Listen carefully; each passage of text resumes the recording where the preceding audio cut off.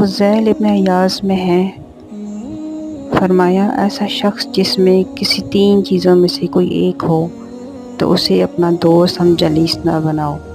پوچھا گیا کون؟ فرمایا ایسا شخص جس کے سامنے تمہیں حاجت بیان کرنی پڑے، اس کو دوست نہ بناؤ، اور اگر تم کسی سے زیادتی کر بیٹھو تو اس کے لیے تمہیں معافی مانگنی پڑے۔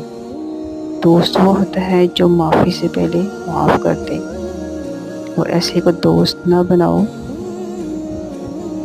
جس سے کوئی تم فرمائش کرو اور اس کو معذرت کرنی پڑے۔